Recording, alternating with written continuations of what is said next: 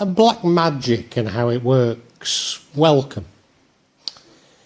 This is really a follow-up to my vlog, some personal reflections on black magic. In this vlog, I want to expand on some of the concepts I introduced in that original vlog, especially related to the nature of magic and black magic. Yes, it is a very personal view, based on my experience. So please listen to some personal reflections on black magic to understand my experience, as this vlog is intended to be much more philosophical, and that would give you the background to it.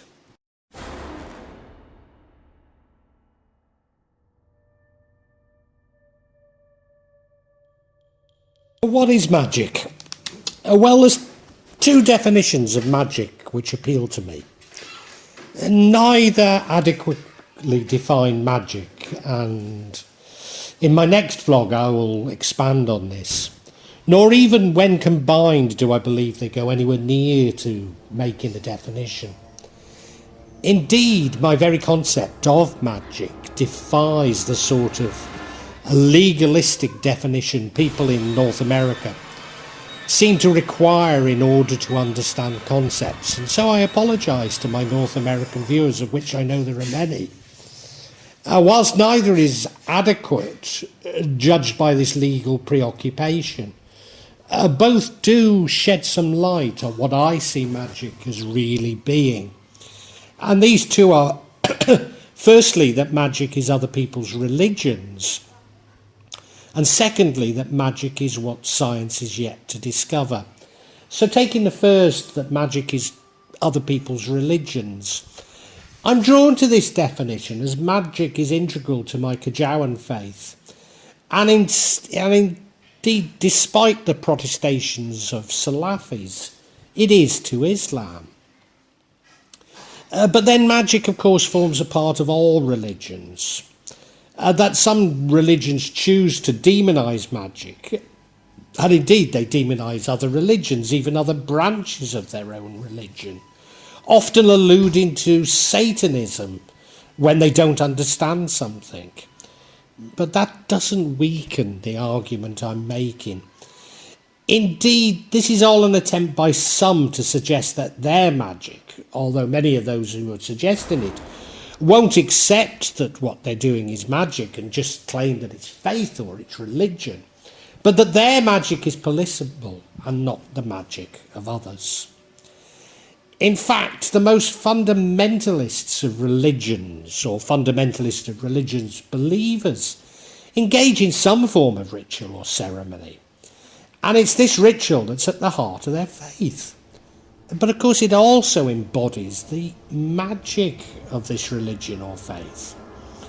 Now, I return to the role of ceremony later, but need to be clear, despite shunning most of what people would describe as ceremonial magic, I appreciate the importance of ritual in any form, if only the ritual that I myself do in praying 5 times daily.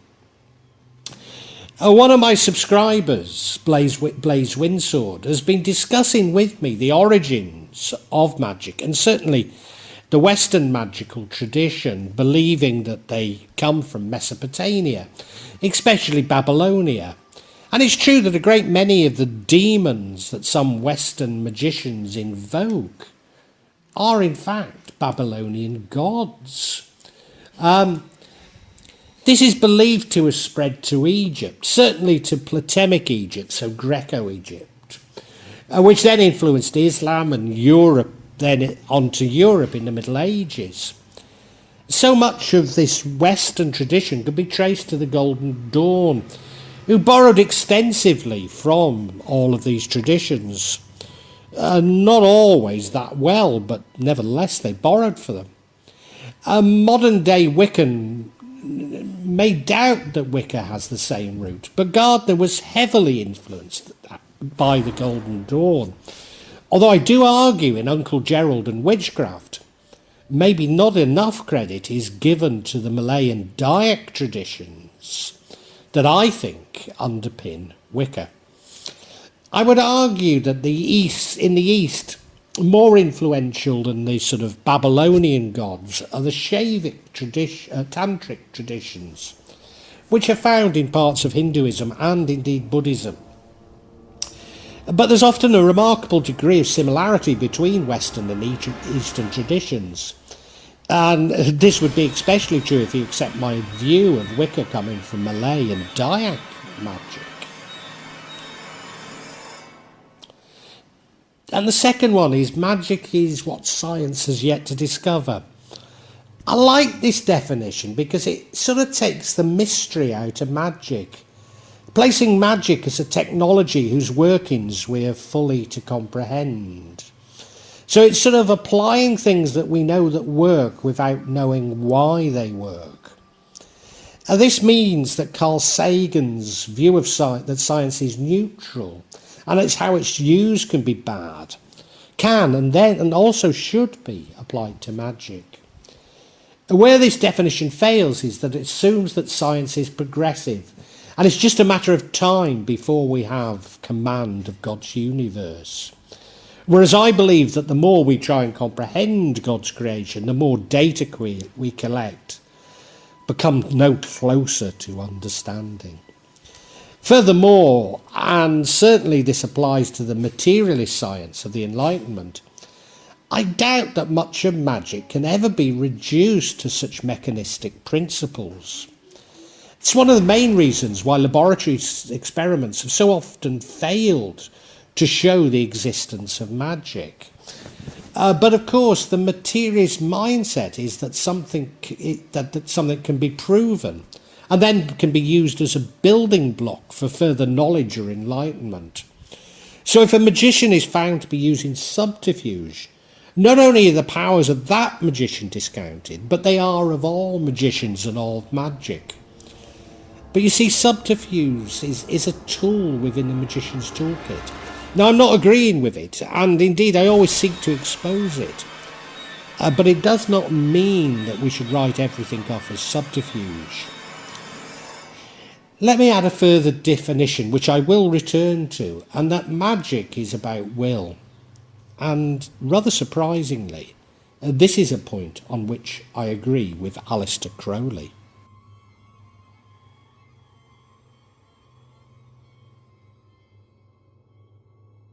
What is black magic? Now, I have to say I'm as guilty as the next man of using the term black magic, although rarely talk of white magic, despite believing that magic is magic and there is no definition of black magic, or adequate definition of black magic. I mean, I do it because in part in Indonesia we talk of ilmu hitam meaning black magic, and I also do it because of, whilst I say there's no adequate definition, it's a shorthand to express something about magic to people. So that's why I do it, even though I know that there isn't an adequate definition. I mean, you can turn to the tantric tradition and there's the concept of right and left-hand paths, but when you really look at it and explore it, it doesn't tell you anymore. It's equally illusory. Certainly within Tantra, there are transgressive and non-transgressive actions. But these are simply two sides of the same coin, and tantric practitioners themselves don't really see it as being right and left-hand path. That's more a product of the British Raj. Now, I recently posted on another channel that white magic is performed by people called Sky or Moon, and involves dancing naked with other people called Sky or Moon. Despite this, somebody didn't spot my British irony and responded to me as though I was being serious. Now, I need to emphasise that this description doesn't reflect a contempt for white magic, simply a contempt for the attempts to categorise magic in this way. Now, returning to Carl Sagan, that science is neutral, it's how it's applied that can be bad, then of course the same can be said for magic. For example, when I create a wafak, you might call it a tawiz or a magical square for protection magic. Many Salafis would argue that I'm engaged in black magic myself. despite my intentions being completely pure. Some Salafis would argue that man should never interact with jinn. In fact, people have said that to me on my own channel. But what about when I'm removing jinn from others? Is this also black magic? Again, I need to expand on this a little bit later, but I just wanted to pose the questions. For me, the distinction between black and white magic is a very personal thing, and it's between us and God. It's got nothing to do with other people. Nobody should judge us on it. And for me, it's also something that's shifting, and I think it is something that shifts. So it's something I consider and indeed refine in my daily, what I call my daily jihad. For example, on this channel I use divination techniques, especially tarot. But experience has taught me not to offer this service to strangers, as most tarot readers do on YouTube, you know. And my reason being that I'm exerting too much influence on people I don't know, without appreciating the true context nor its impact. And maybe one day I'll decide to offer them, or maybe one day I'll remove divination completely from my channel. But you see, I'm yet to reach this conclusion. For me, black magic is about exerting one's will over others. But such a broad definition would necessarily include politics, business, education, and indeed science itself. And that, I have to say, is intentional on my behalf.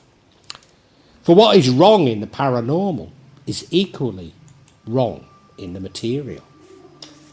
A useful example of this is fiat money, and digital currency is an even better example. It doesn't have any intrinsic value, and it's simply used to justify abuse of power, or certainly to justify inequality. Because of money, we believe that it is right or natural that some have more of God's resources than they could ever use in their lifetime, whilst others are starving to death.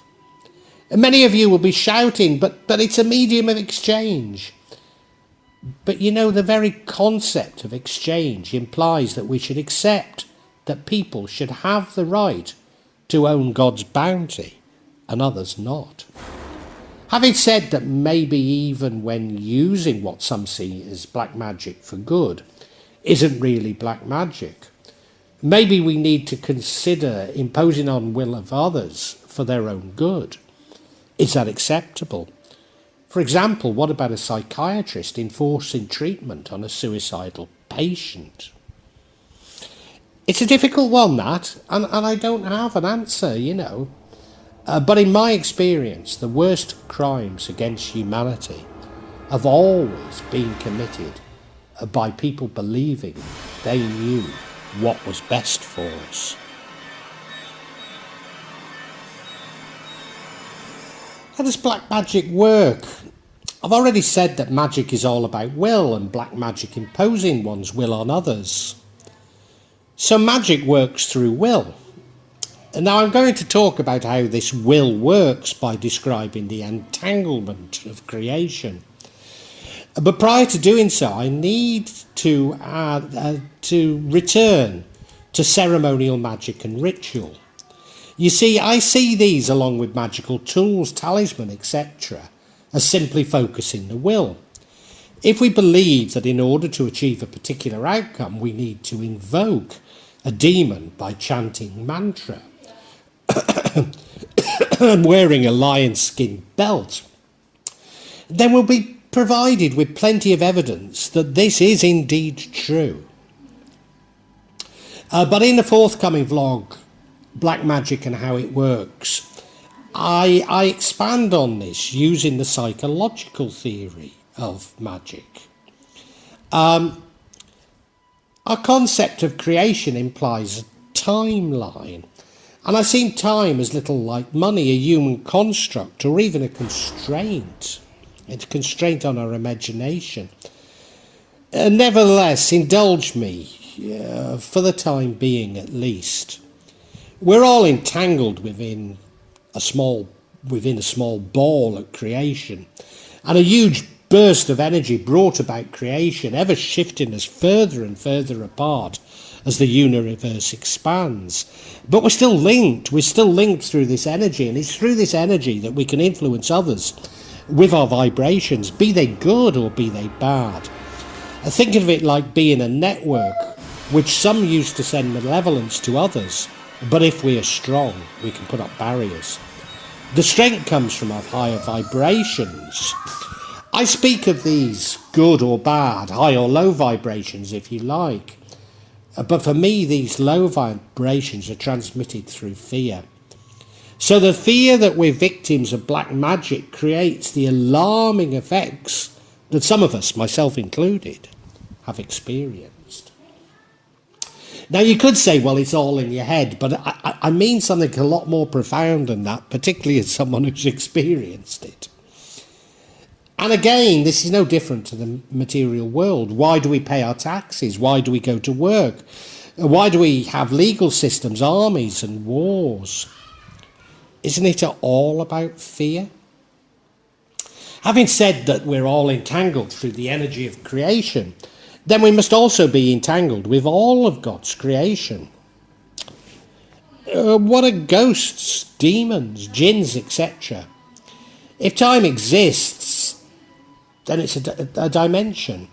But there's significant evidence of many other dimensions. In the consciousness matrix, I discuss how maybe we're actually in a 2D world, and through holograms perceive it as 3D. Certainly there's plenty of evidence. There's much within what we see as our reality that we don't actually detect. And maybe the best example is how cats and dogs seem to see things that we don't. You know, have you ever seen them just staring at the wall for hours and you can't see anything? Dimensions we cannot comprehend and few of us can see or interact with. Even those of us who do may only comprehend them by reference to our beliefs. So we create ghosts, demons, jinns, angels, etc. Are these things from other dimensions evil? Well, in my experience, they're like mankind. Some are good and some are bad. But also, in my experience, there's nothing so evil as man. On this earth, we have the ability to create heaven or hell. But man seems intent on creating hell. And maybe I ought to say that ghosts are a special case. After all, if there is no time, what are they? Are they the residual energy of those we consider to have departed? But also, magic could be more about using these other dimensions. Yes, connected to will, but using these other dimensions. And this would bring us back to the definition of science, magic being what science is yet to discover.